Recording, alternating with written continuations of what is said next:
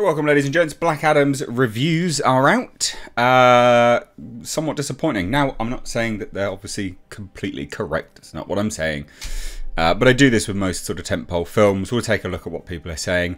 And then it's interesting when we come to watch it to sort of look back at this and go, huh, were they right or were they wrong? And obviously there is no right or wrong. You know, there are some objective truths in filmmaking, but I think Black Adam will fall on that sort of subjective line of, do you like the fact that it's been toned down? Because obviously it was revealed that it was given an R rating initially, and now it's been toned down. Trailer adds a fair amount of levity to it as well.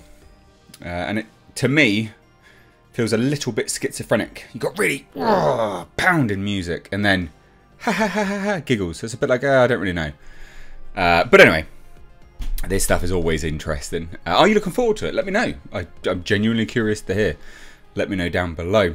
And just as a quick aside, please do check out Mr. H Reviews live archives. It's down below in the description box. It's where live streams will be from now on, as well as clips featuring very interesting discussions, roundtables, not from me, but from multiple individuals, opinions, rumours, sources being leaked, so on and so forth. And I don't mean the type of hot sauce. I mean information from sources. But it's in the description box. Check it out, subscribe, and check out the videos, because there's some interesting conversations and interesting pieces. But let's take a look. So Black Adam's disappointing Rotten Tomatoes score suggests it's far from the saviour DC fans were promised. Now, I know there's a lot of people that are really amped for this film, and you know what, honestly, more for you. I hope it's what you want. But there was some worrying stuff coming out about this film, primarily just the fact that they've revealed that Henry Cavill was going to be at the end. I mean, that's it just came out and said it, and you're like, can we not have that as a secret? And then you ask yourself, why are people revealing that? And then you go, they're probably a bit worried about the film. So, you know, there are some concerning things about it, regardless of what you think about it, you know, in terms of looking forward to it and things. So, let's check it out, right? It opened with a 54% Rotten Tomatoes score. So, still considered fresh, but not great. Oh no, sorry, it's 6 percentage points away from being deemed fresh. So 60 upwards is fresh. So 47%, has it now risen? Let me have a look. Let me have a look. I think it's gone up. I think it's changed, actually. Hold on one second. Un momento. It looks like it's changed. But the first reviews, first instant reactions anyway. Droll.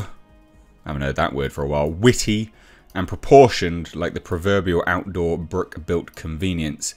Johnson is well placed to realise the superhero movie's potential as surrealist action comedy.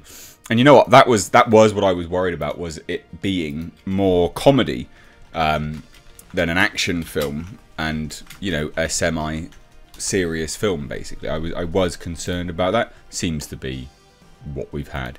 Here we have it now anyway, 52%. So seemingly gone up.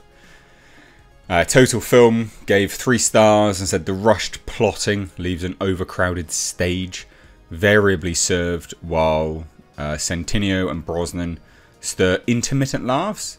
Brosnan's not known for his laughs, but alright. So that's a bit of a shame. Marwan Kenzari's villain is no crowning glory. And that's the thing, like, you do need a strong villain, but because you've got an anti-hero also being teetering the edge of being a villain, it's your villain has to be really, really good, because you have to root for someone who's an anti-hero. So it sounds like they may have done a bit of a misstep with that one, which again, I guess, makes some credence for why they revealed Henry Cavill. USA Today, not the shining bastion of speech, but anyway, it says the newest DC film is full of swagger and intensity, yet it sadly lacks character, which is a problem considering Black Adam rolls out all sorts of new personalities. This is Johnson's baby, a film spotlighting a complicated anti-hero he has championed for years. It wins some battles and packs plenty of punch, yet it just can't get past familiar tropes and flaws. Interesting. Collider says Black Adam isn't a full-on course correction for the DCEU, but it is an encouraging new installment in this larger universe. Colette Sarah knows how to present this darkness and anti-hero in a way that's effective, while also fleshing out one of the most promising additions to DC's ever-expanding cadre of characters. And then other was like, it's a bewildering mess. There was some which were commenting on, like it was real bad. It was commenting on how, like a focus group, basically.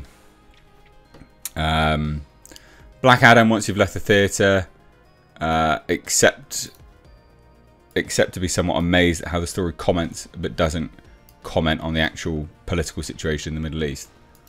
Why should it? That's a weird comment, isn't it, from the AV Club? Black Adam is Dwayne Johnson, but not enough else to warrant a recommendation.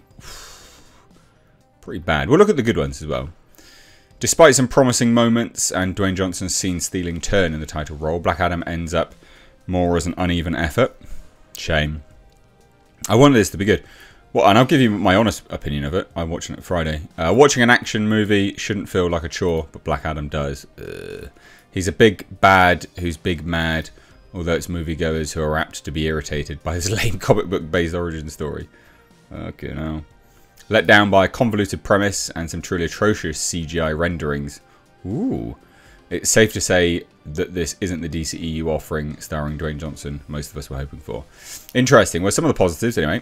While Johnson's naturally gregarious personality is toned down to play the grim, laconic Black Adam, his charisma is as strong as ever. Black Adam sets its character up well enough, but rarely pauses for breath, so pacing. Black Adam gives the DCEU a badass with zero moral compunction. If only the script kicked as much behind as our anti-hero. Dazzling action saves the simple narrative, which results in a popcorn cinema spectacle that should delight fans. You know, I don't think there's anything inherently wrong with a popcorn spectacle. Actually, to be fair, some of these superhero movies deserve to just be popcorn flicks. They don't all have to be auteur-esque stuff, you know? Screen Rant said, though suffering from repetitive plot beats and thin characters, Black Adam is powered by Johnson's performance and its promise of an exciting future. A Mountain Dew suicide mix. It's full of colourful things that fizz and pop. It gets your heart racing, and you'll have little idea where any of the flavours come from, except feeling fairly certain they don't exist in nature. So, I mean, look, it's not a resounding success at this point in time. 52%. Not amazing, not horrendous either. 2 hours, 4 minutes, fairly long film. I think this film is sounding like it suffered quite heavily from it being toned down for the MPAA rating, because it was going to be R-rated. And when they released that DC Fandom trailer where he's blasting skin and bones off people, I did actually have, as much as I'm saying, yeah, there's nothing wrong with the popcorn flick, that got my hopes up. That was everyone's first look at this, so yeah, it sounds like they might have toned it down. But what do you guys think? You going to watch this? You looking forward to it? Let me know down below. Cheers. Take care.